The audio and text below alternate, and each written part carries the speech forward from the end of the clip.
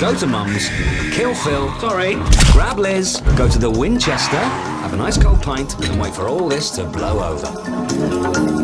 Hi there, this is the 3.5 Walls podcast. I'm Austin Zwiebelman. And I'm Jackson Morrill. Today we're going to be talking about the 2004 Edgar Wright zombie comedy, Shaun of the Dead. The very first in the Three Colors Cornetto trilogy. Three flavors, Cornetto, Blood and Ice Cream trilogy, Cornetto trilogy, whatever you want to call it, it's there, and they are some of the most respected works of film out there right now, I would think. Yeah, this is one of those flawless trilogies like Lord of the Rings, the first three Toy Stories, The Godfather if you take out all the scenes with Sofia Coppola in them. It's up there with, you want to have a good movie night and your friends are those weird bastards who can sit down on a couch for an uncomfortable amount of time because their ass muscles have evolved. You can just do the Cornetto trilogy and you're going to have a great time all the way through, unless you have alcoholism, in which case it ends on a very low note. Yeah. I don't know. I mean, The World's End is my personal favorite of the three. There's a lot to get into, but we're going to laser focus on Shaun of the Dead today. Figuring out how long this movie is kind of like trying to find a landmark in a flat desert. Mm-hmm. It's so Edgar Wright's directorial style, his editing, the way he was making films, but at this point in his life when he was 30 years old, is such a well-lubricated machine, and it's sort of remained that way completely. Right, and I will say that I think his later films get faster, but it's because of the genres that they're riffing off of. That's not to discredit anything in his later films or his earlier films. Shaun of the Dead feels very influenced by the 60s to 80s horror. And while, of course, George Romero, all of those Living Dead films are very important to zombie cinema as a whole and clearly are an obvious influence here, I got a lot of notes from John Carpenter's The Thing, which we previously covered. Specifically, I felt its pacing was very deliberate. There was a sense of one foot in front of the other at a deliberate pace. I really liked the tension that was built up, especially in the third act. There's also a sort of reactionary vibe going on, to speak a little meta for a second, because we just watched Zombieland. And Zombieland is this meandering road trip movie, whereas in this one, I think that at some point in the first act, they basically kind of Shaun writes down his character arc on a fridge. Right. And it sticks to that completely. And this is a movie where the character's arc is achieved through blood and sacrifice. Right. It's kind of wild to just look at this character that goes through all these trials and tribulations just to become a functional human being. Right, but it's seriously like the people his loved ones become coins inserted into a slot machine. Because I was thinking after this watch through, I was like, what did Shaun really learn? You know, maybe to be selfless, have his shit together for a single day. Mm-hmm. But mostly I think he wins his girlfriend back because, a lot of people he's really close to get violently killed. Yeah, there's something to be said about the trial by fire in this movie. Somewhat more literal than other movies have it. Yeah, I mean, Freud said that the Oedipus complex means you want to fuck your mom, so what better way to get your girlfriend back than to shoot your mom in the fucking head? Jesus. Well... So how did we get here? And I don't mean to that last joke. Edgar Wright was born in 1974. Real nice English kid. Yeah. Grew up with a Super 8 camera, made some short films, one of which is probably going to be talked about more when we talk about Hot Fuzz, because it was the inspiration for Hot Fuzz. So we're jumping ahead a little bit here. Right. He fucks about, goes to school, graduates from college, and is still the most accomplished kid who graduated from his college. He gets like a fucking MD or whatever in audiovisual media. Mm-hmm. And so then he eventually goes on to direct a couple of television series for the fucking BBC. The British Broadcasting Corporation. That's what it means. That's what that fucking, those three letters strung together mean. There's Internet. Nothing else that it could possibly be. BBC. And if you have Hulu, you can check this out. He did this one called Spaced that put him on the map. It's about these two people, guy and a girl, who have to pretend to be a couple so that they can stay in a flat in London. one of the things in the newspaper is, we won't rent to anybody who's not a professional couple. And this is basically like Simon Pegg is a homeless guy, and this other chick is just, she's looking for a flat. And so they like live under their landlord, constantly have to keep up a ruse that they're a couple, even though Simon Pegg's in love with his ex-girlfriend, and the girl actively is dating a guy. So hijinks ensue. And the third episode, once you really don't have to do much digging to get to the moment that Edgar Wright thought, gee, maybe I want to do a fucking zombies movie, yeah. It's in episode 3, titled Art. It starts off with, I think the girl comes home into the flat, and she's like, hey, what are you doing? And Simon Pegg is just zombie-like on a PS1. Like, he is just staring forward and hallucinating these scenarios where he has to shoot zombies with a shotgun. Mm-hmm. And once he comes out of this, like, 3-part, really graphic sequence of him shooting these, dream zombies, he's just like, oh, I bought some speed off of some guys in a pub. Me and Nick Frost's character just got some cheap speed. And so he's just hallucinating his balls off playing Resident Evil 2. And it gave Edgar Wright a chance to, like, take some BBC money and convert it into a zombie scene. And speaking of, Edgar Wright's style has always been very filmic. It's noted that Spaced was outside of the realm of normal sitcoms in that the entirety of Spaced was kind of leaning on science fiction and horror elements. Edgar delved really hard into using that cinematography style and basically developed what we still see to this day. If you want to see a whole shitload, like a massive reservoir of Edgar Wright material, go watch Spaced on Hulu. It is exactly like the Edgar Wright that we know today. Quick edits, the camera is barely still, and when it is, the framing is so bonkers. And there's like really wild shit that will happen.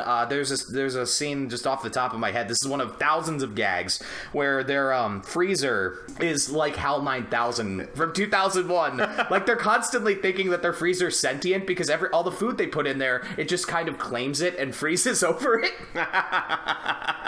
And there's when they're introduced to their flat, the landlady has a couple of twins just cleaning it. So they're going through this flat, getting a tour. They open up the closet, and there's just these 2 twins from The Shining. And the landlady's just like, how long did it take you to clean in here? And they're like, forever and ever and ever. And it's just filled with shit like that. Spaced is a fucking treat. Spaced was wild, and in the meantime, Edgar had produced stuff on low budgets, and so getting access to a BBC budget went out of his way. Low budget, his first official directorial debut that has a Wikipedia page, not counting his school films, is something called A Fistful of Fingers, which is a parody of spaghetti westerns. The main character, I believe, is the man with no name. I read a plot synopsis, and they're like, a man with no name rolls into the town, and some fucker kills his horse. Yeah, I think that his antagonist is just named the Squint. So you know exactly where it is, and we tried to find some trailers online because the film's not available. It was apparently briefly uploaded to YouTube in 2013. It is now gone, but I did find like a fan-made trailer of it from somebody that just has a rip of this movie that's nearly shot in a 1:1 aspect ratio. And there's a point where I think 7 revolvers just surround one guy just in a row. And then there's another clip where this guy just takes his 6-shooter and shoots the hat off of every person in the room.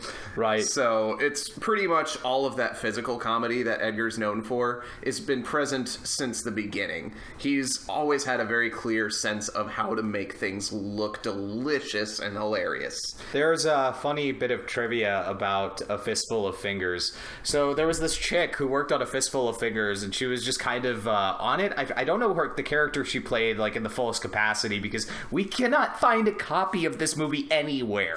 I don't think it's been distributed in the States, motherfucker. I don't think it's been distributed anywhere. Edgar has talked multiple times about hoping for a version of it to be made. He's never been quite happy with how it turned out, but he really just wants it to be on Blu-ray. It took him to like 2015 to just be like, yeah, I think we'll do a commentary track about it. Mm-hmm. Or I guess my Edgar Wright voice shouldn't be my generic bitch boy voice. It should be like, hi, I'm Edgar Wright. I like Cornetto. It's fucking something. Hangover cure. It was a hangover cure back in college.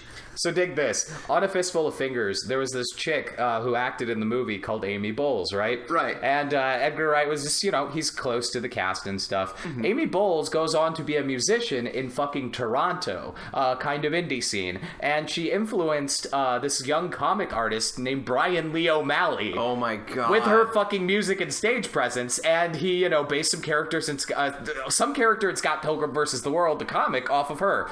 So later, Brian Lee O'Malley is on set with Edgar Wright. They're making the movie. Amy Bowles rides by on a fucking bicycle, and it's just like, hello, Edgar, what's up? And Brian Lee O'Malley just shit his pants and died.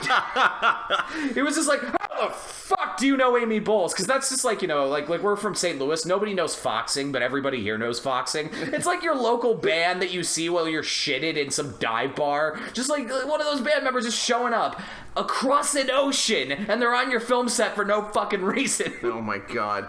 We might actually have to throw Scott Pilgrim into this, which is, that itself is a brilliant movie. That's, yet again, Edgar Wright at quality level, just because Scott Pilgrim's such a good thing to adapt.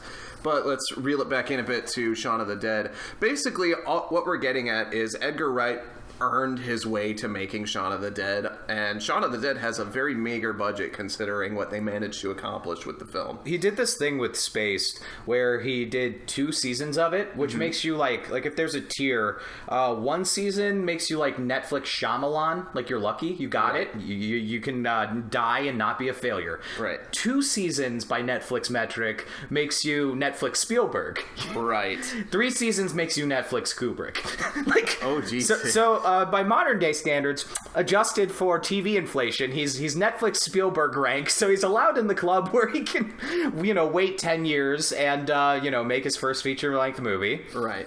And he's given $6 million that he somehow stretches to look like $30 million or some insane fucking bullshit, because they had stuff. Last week, if you listened to our podcast, you would have noted that in Zombieland, they had a full-size grocery store. Yeah, a full-size grocery store, and they cut every corner in the book.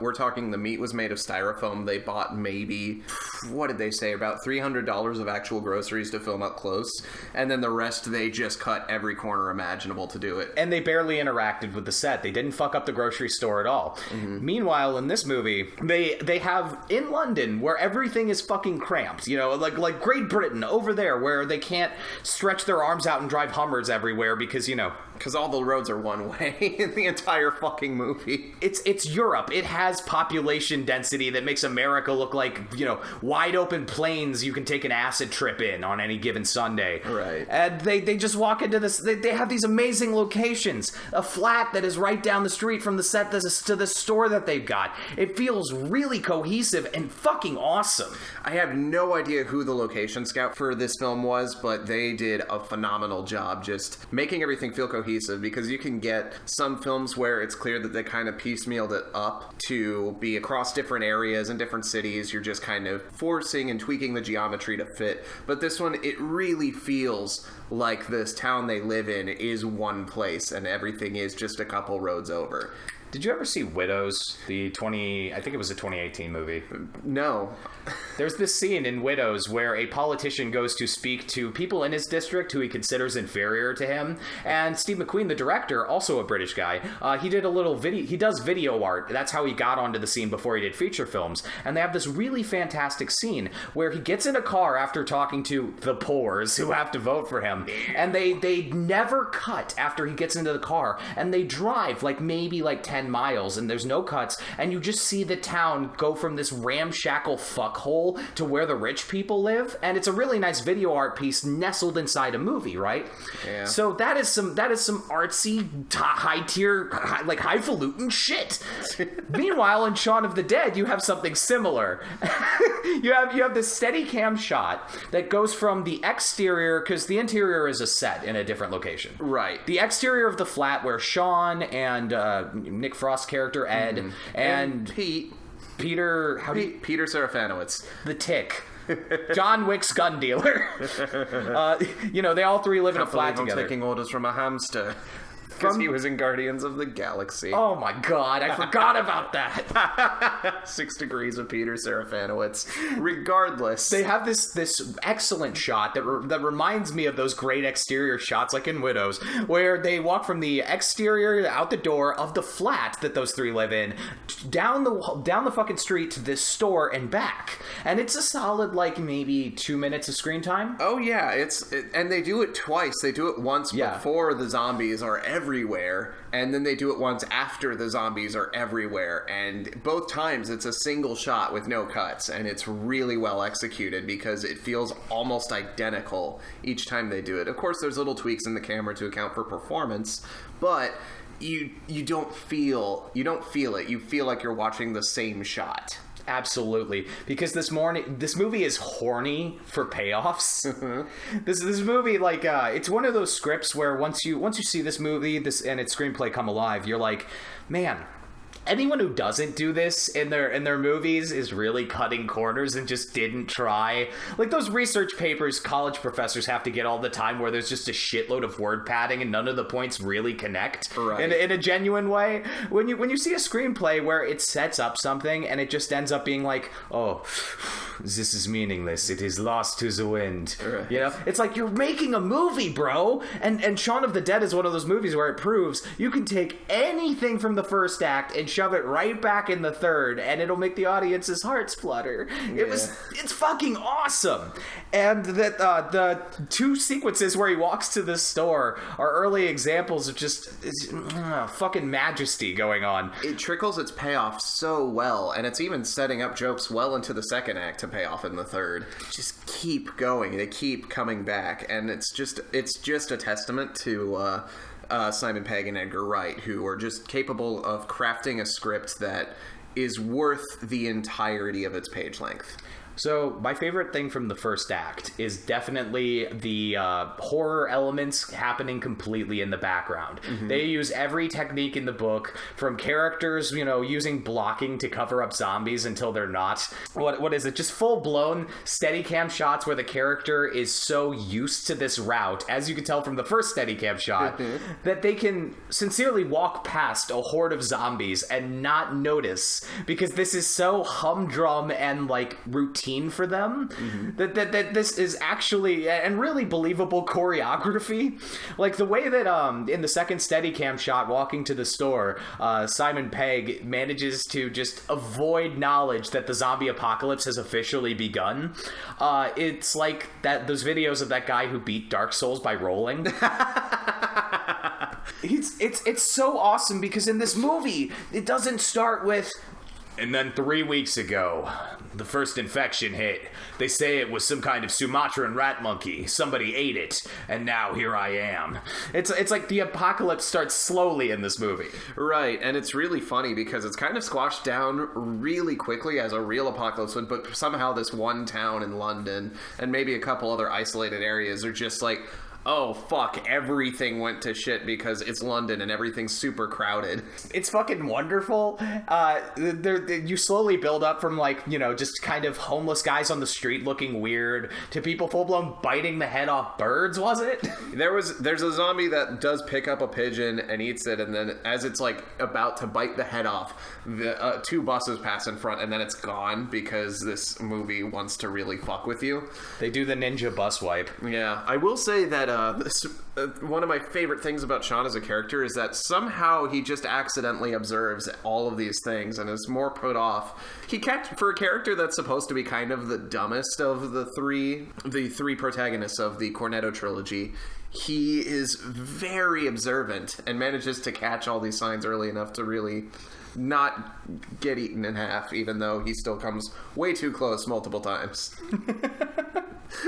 The way that it sort of ramps up the violence as well, where they gradually, like, get tutorial levels on how to deal with the zombies, right? Right. Like, the first time they really damage a zombie, it is completely on accident. Yeah.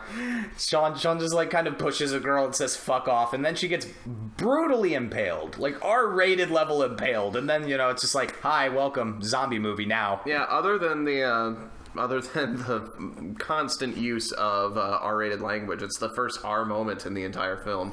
You might be able to say that the head leaning back a whole ass 180 degrees from the girl like munching on his neck. That might be a little much, but it's out of focus and in the very back of a shot that you might be able to get away with it. God, I absolutely loved all of the camera work in this movie. Do you remember in the opening scene when it's just, you believe it's just Simon Pegg talking to his girlfriend? Right. And then they have those two camera moves that reveal that they both got their friends present for this very intimate conversation. I like it too because it shows that neither character is like perfect and they keep just dragging their close associates with them to wherever they go. You hear that, guys? If you have friends who act as your crutch, zombie apocalypse is going to take right care of that. Yeah, you're going to realize who's important very quickly after that happens. I love how hateful the David character in this movie was. Like, how easy he is to hate. Yeah. It's a little delightful hate sponge. Yeah. Honestly, every time I see him, I just think if they had to cast a young Severus Snape, why don't they just go for that guy? Right. James McAvoy and him can just kind of, like, have a little tongue lashing in Fantastic Beasts 3 in a flashback. Yeah, he absolutely has the like dictation down. Well, it's been 15 years. None of these people look the same. Right, that's fair. And I wonder what happened to him. I feel like he's the one that you don't really know what happened to as far as like the acting cast. Well, I love that the chick from Spaced keeps showing up in this movie, because when I was younger, I had no idea what kind of relationship they have. Do they mention it, like, in the movie? Are they exes or something? I don't think it's mentioned in the movie, but I do feel like I read once upon a time that it was basically a misconnection from the past, something that could have been and just wasn't, and now they're tangentially aware and they bump into each other now and then, but they both agreed to just kind of leave things in the past. They have this fantastic, well, it's only fantastic if you know what the fuck Spaced is. Shaun keeps running into this kind of hot chick, and she's also doing the thing that Shaun's doing. She's leading a party through the zombie apocalypse, and they just happen to be going separate ways, and there's no real discussion of it. And every time she pops up, they're just like old friends, and you don't know their relationship, and it's like, oh, that was his co-star for 2 motherfucking seasons. Yeah, by the way, seasons on the BBC work very fundamentally differently than they do in the US. I think, it's 6 episodes per season on BBC television? 7 when it comes to Spaced. Okay. Wikipedia told me there's 14 episodes, fucker. Whoa. Yeah, but that still means an executive had to come up to Edgar Wright and be like, Edgar!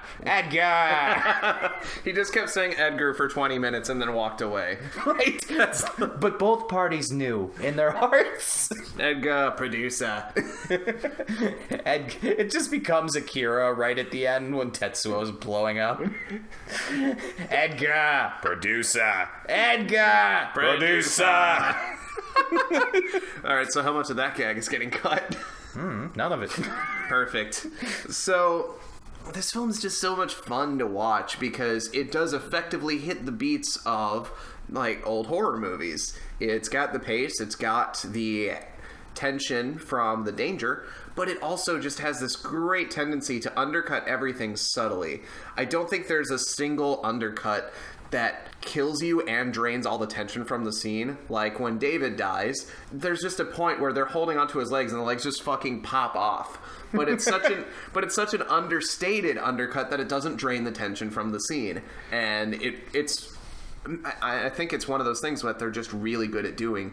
The Cornetto trilogy is fantastic at undercutting the dramatic elements without ruining all of their potential. When David dies, that's sort of a film way of describing to people what it's like the first time acid or a pot brownie hits you. Because this movie does this really, with the finale, it has this really, and every time I watch it, even now as an adult, really amazing way of freaking the fuck out of you when they're trapped in the Winchester and all the zombies pour in. Oh, yeah. The amount of extras that they had, the makeup that they did on the extras, the way that it's all led up to, and they're just trapped in there and fucked. Yeah, the sheer amount of prosthetics they used to get David saying. I distinctly remember being around the age of like 14 or 15, and my dad had previously not been too keen on letting me watch R-rated movies. But finally, we were just like, Shaun of the Dead looks goofy. Let's watch it. And my dad was like, okay. And then we get to that scene. I'm able to kind of like stand the zombies and all of that. And we get to that scene, and it's just fucking entrails being torn out of a guy's stomach while he's screaming. Yep, and it's one of those OG. It's a very believable prosthetic effect on par with something like The Thing, because it's probably the same techniques where there's a stand-in glued to where his chest is, and he's actually standing in the crowd with his arms splayed out, and this table is holding up a prosthetic that they just tear into and pull these ropes out covered in red goo. But it's really believable, and it's really disgusting, and it's really cool to see. Absolutely. They pull a Day of the Dead, and they make someone's outsides or insides on the outside. Oh boy. They make someone's inside on the outside. And it's you know, it's a classic zombie movie thing. Mm-hmm. It really works. When I was younger, I remember the very close to that scene, because that, similar to you, that fucked me up. Right before that, though, there was this jolt of life in the movie that changed the way I bought music from iTunes. It was one of those early songs in your life, and I was there right before the iPod hit. When I was starting to have a taste in music and learn song names, I saw this, I think, on Comedy Central, or my brother, this was one of 5 movies my older brother owned on DVD. He loved it that much. And this is the first time I heard Don't Stop Me Now by Queen. Everybody in fucking rural shit Missouri would play We Are the Champions, We Will Rock You, ad nauseum, but nobody was playing Don't Stop Me Now.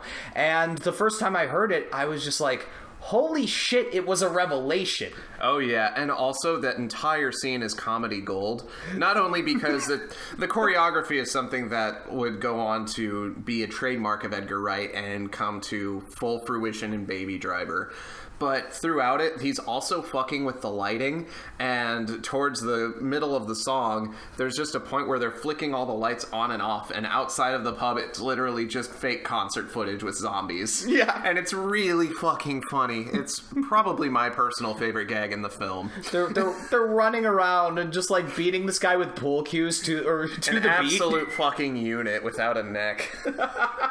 Yeah, I mean, they had to pat him up right. They were beating the actor with pool cues, you know? Yeah.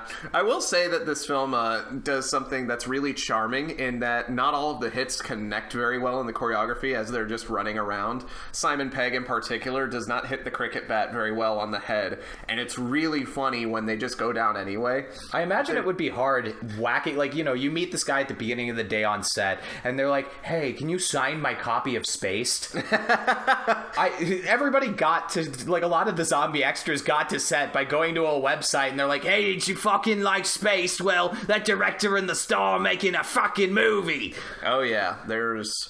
I wonder how many extras they officially signed on, because towards the end, there is a ludicrous amount of zombies. Like, even Zombieland had fewer zombies. Oh, yeah. Yeah, in the zombie climax in the amusement park of Zombieland, which is pretty over the top, basically the same amount of zombies, except in this movie, there are way more scenes with a shitload of zombies in them, which is weird! Right. Zombieland's budget was way higher than this! Yeah, they kind of put Zombieland's budget, I'm sure, into the stars because Simon Pegg, Nick Frost, all of these people were relatively low on the ladder. Pegg now is probably a pretty penny to go up against. Nick Frost, maybe. I don't think Frost has done near as much as Pegg has. A lot of the movies that made them billable for small periods of time was the success of the Cornetto trilogy movies. Oh, yeah. So at this point, they were like, you know, comedians and TV stars, which it's like, you know, fine. You want to put Chad Michael fucking Murray in a movie? It's like paying Chad Michael Murray. Who gives a fuck?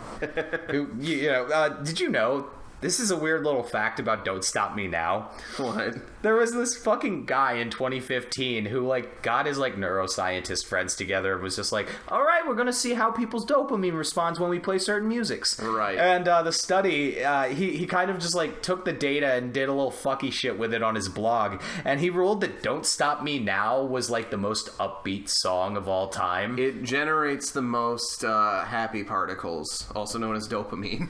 And so I just thought that was, you know, justifying why, you know, the scene with Don't Stop Me Now really fucking affected me so much. Oh, yeah. The Don't Stop Me Now scene is at a critical point where the film's kind of falling into being an actual horror movie. And I love Shaun of the Dead because it skirts the line between horror and comedy so well that it's both effectively.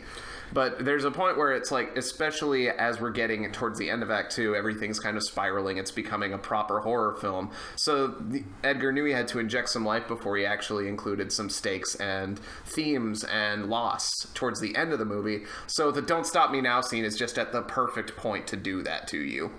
Absolutely. It's nice to have an upbeat thing before, shit hits the fan. Before you have to shoot your mom in the head, lose 3 people in your squad and your best friend in the matter of minutes, and set the entire place on fire. Speaking of that, I don't know why, but Simon Pegg is fucking amazing at getting really sad really quickly and roping me in with it. I know. What the fuck was that? That movie was not that long. The pacing was like lightning, and yet there would we got to the scene where I knew Bill Nighy's character was about to die, his stepdad Philip, right? And they've made a joke out of his death no less than 5 times visually in hypotheticals, right? Right. So they're just. It's been a comic moment you've been waiting for.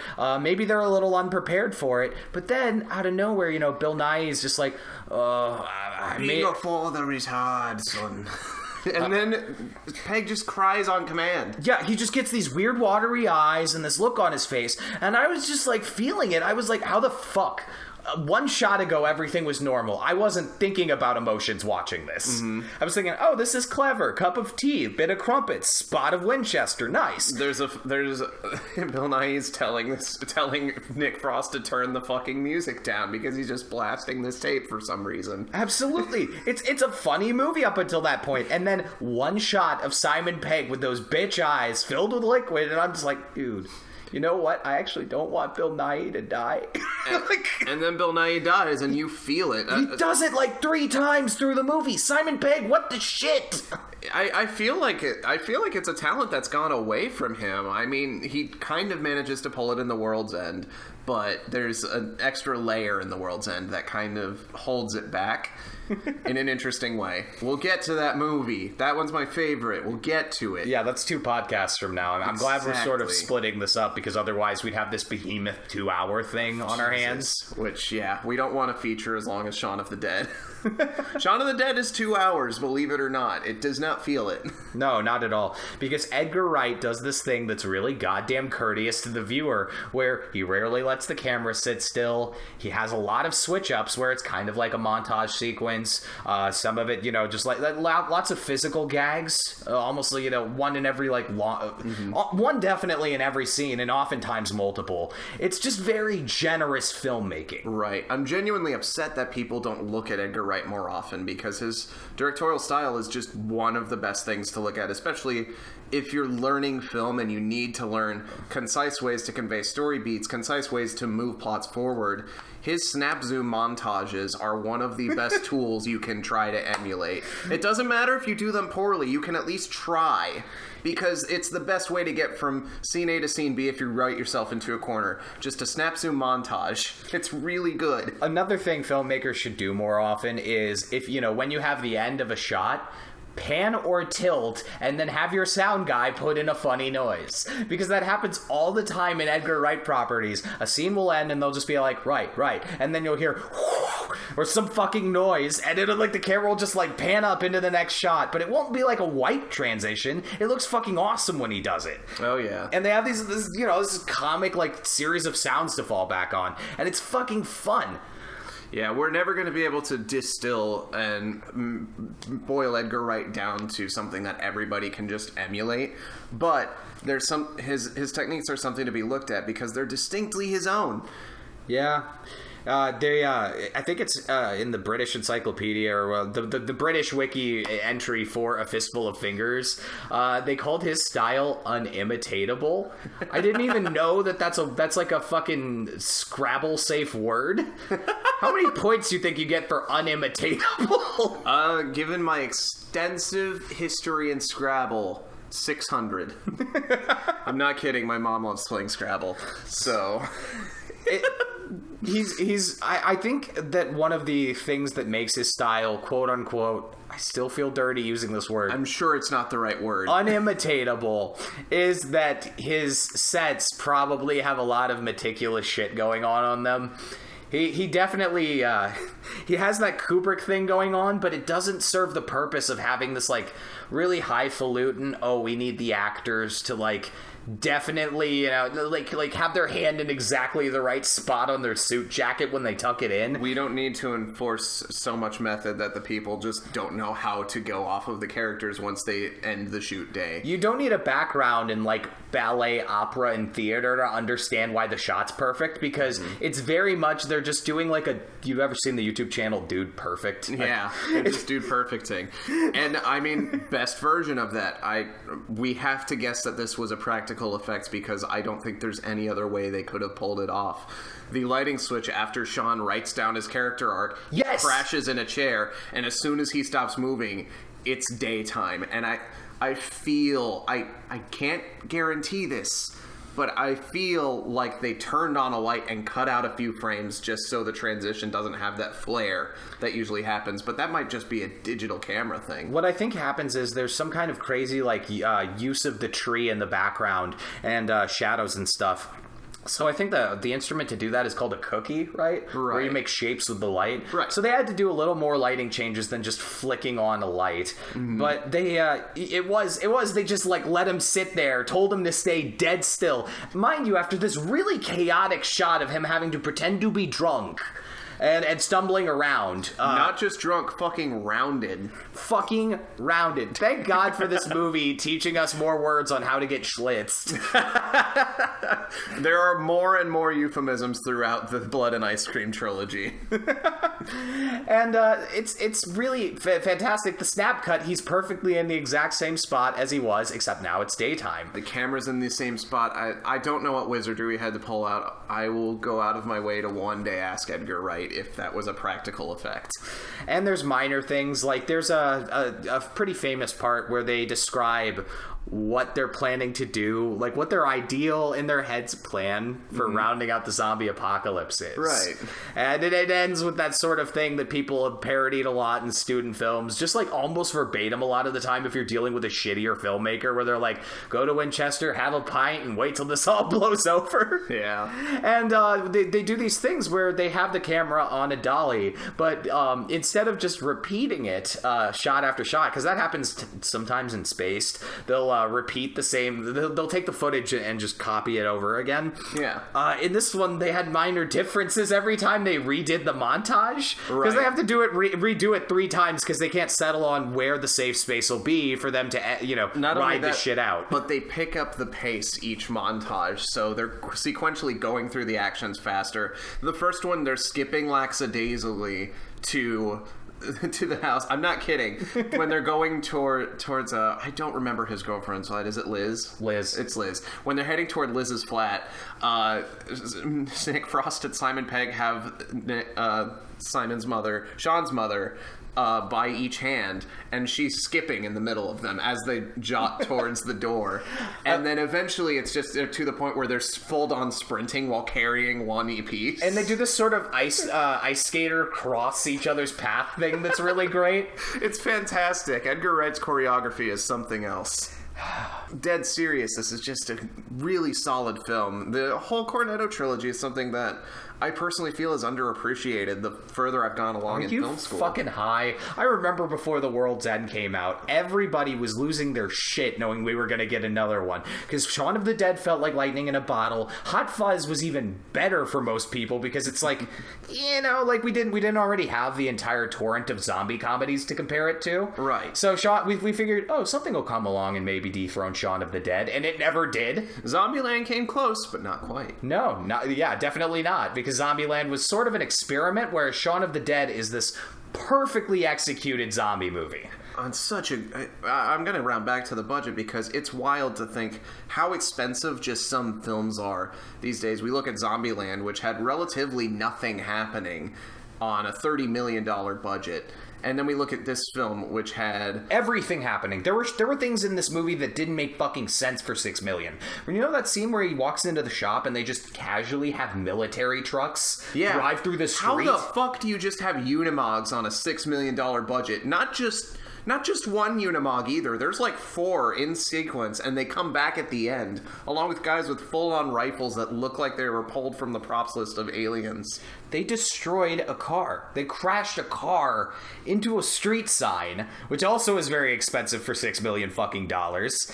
A lot of shots are on dollies, which is really expensive for $6 million. I don't know. Like, what is it about these? Because the movies we can compare it to, like movies made for under $10 million these days, are like Truth or Dare from Blumhouse, Blair Witch Project, The Conjuring, Good. The Curse of La Lorena, Slender Man. Like these movies that look like they were made by film student kids, but like, you know, the better ones in the class, but still film student movies. Because there's just departments that didn't do their job. Like often screenwriting, the lighting people are like, fuck it, let's just light it like a television movie. You know, like then you have this, which is wholly a cinematic movie. Like I'll see people use screenshots from Shaun of the Dead, just various scenes in like film history textbooks, right? Because it looks like a real movie, and they did it on $6 million fucking dollars. I know, fantastic depth of field. All of the shots just feel complete. Their lines are perfect. There's nothing flat about the movie. And it's wild because you can see some cracks if you look at the technical scale. Like the film they're using is not made for some of the low light conditions they shoot it in. That scene at the end. And it lands perfectly because it feels very in line with the movie's tones and themes. It was really funny because we got this really, really high res surround sound 1080 rip from the most recent Blu-ray, and the scene right at the end where they're in the cellar, the film grain is just off the walls nuts. The only thing that Edgar Wright has done where not necessarily the grain, but the film is more noticeably, are the few digital reshoot shots that made it into Baby Driver, because during reshoots they couldn't get a film camera. So they had to do a couple nighttime shoots with a digital camera on Baby Driver, and the ISO was very clearly visibly fucking with the shot by the end. Didn't you fucking say a minute ago the Cornetto trilogy is underrated? Because how dare you? I don't know a soul who dislikes these movies. I don't know a soul who dislikes them, but I know plenty of people that just ignored them, and they went to film school. All right, we went to the same film school, so your people are my people. Name names. No. Okay. I'm what's this thing's off? We're organizing a kill list, Nixon style.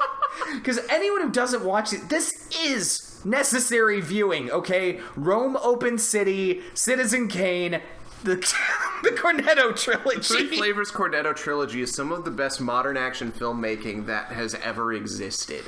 Just from top to bottom, the direction, the camera work, the acting, the script, the story, all of it is fantastic top to bottom. You don't see a single person there who's not pulling their weight in the entirety of these trilogies. And it was really nice coming back and watching one of them. I'm excited to watch the other two. Oh yeah, and we're going to be rounding back more. These are going to get more interconnected because there's themes and motifs that start here that keep echoing back into the other films, which makes them a trilogy. Yeah, but right now there's sort of this fence stopping us from talking about some of the other things because we don't want to steal the thunder from other podcasts where we may be able to get Josh or Daniel on here. Oh yeah. One thing that I do think is interesting is this movie can have two very different reads. One that's very cynical about society, and one that's very hopeful. And it's the one the director intended Movies with Mikey for one of his episodes did Shaun of the Dead because he worked the Cornetto trilogy backwards, starting World's End, ending Shaun of the Dead. And he actually got to ask Edgar Wright a couple of questions. And Edgar's thing was that the movie really is about the things you love are worth fighting for. And there's so many other cynical reads out there, but somehow the most hopeful one is the one the director intended, and I feel like that's kind of poetic in a way. It is nice watching a movie about somebody...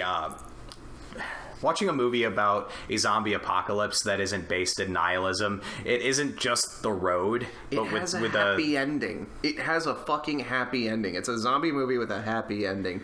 Not a saccharine ending like Zombieland does, because Zombieland does have a somewhat happy ending, but the threat of zombies are still there. It's dealt with by the end of Shaun of the Dead. There are so few complications with Zombieland's ending. Basically, none of the characters die, they're all hanging out together, nothing that challenging happens. At the end of this one, they have this total curveball I haven't seen replicated, where even though he's sort of lost his best friend in the way where, he's no longer... conscious that he's around, he's still essentially the same thing that Simon Pegg had at the beginning. He's this fucking oaf that he drags along with him, kind of like a child has a teddy bear. Right. And now he just sits in the shed and plays GoldenEye Source or whatever. Which is, a little more productive than what he was doing in the beginning of the movie. Which was sitting on the couch and playing GoldenEye Source. Yeah, now it's not indoors. Yeah, he's outside. He's getting some sun. Except not really, because he's in the shed. Yeah, he's not making a mess. And he's not fucking up the answering machine. How'd you feel when every time Liz left a message and did that thing where she said, bye, bye, bye, bye, bye, bye, bye, bye. It's so adorable. I wish someone would do that when they leave me messages. Instead, it's just, if you do not pay your student loans, we will send them to collections. Every time! Every fucking time. They never say bye, bye, bye, bye, bye. Bye, bye, bye. It's very distinct. I love all of the little quirks that the actors were able to add to their characters. Just wanted to punch David in the fucking face every time he said Lizzie. Yeah. He got what he needed. Yeah. Which was a disembowelment. Yep. They turned him into kielbasa, sausage. So we went from a zombie comedy that's getting a sequel to a zombie comedy that sort of mirrors a series of genre flicks and a trilogy, timeless features. And next time we're going to be talking about Hot Fuzz, which is a take on buddy cop action movies. I believe that its primary source was Bad Boys. Either that or Michael Bay in general. There's a lot of Bay shots that are parodied in Hot Fuzz. So that's looking forward. I don't have the biggest Michael Bay experience, so it's going to be fun listening to other people talk about Michael Bay while I just kind of stand by and occasionally throw a Transformers line out there. Hey, there are plenty of buddy cop movies from the 80s that I'm sure you've seen. What about 48 Hours? Nope. I can't even remember other buddy cop movies from the 80s. Miami Vice, the movie. Right. Josh just gets on the podcast. So basically, Michael Mann. Gator. I really enjoyed that we got to rewatch that today. As much as I liked Zombieland and it's like pitting two people I love against each other, this is still the king zombie comedy in my book, and thus far has not been dethroned by anything. It's too meticulously crafted. The payoffs are all too good. The acting's great. All the technical stuff is great. And every time I rewatch this, there's not a single point where I don't know what's completely going on and what's about to happen. There's also not a point where I want to get off the couch. Exactly. I mean, we had pizza, and I let my pizza go cold because I was too enthralled with the movie to get up.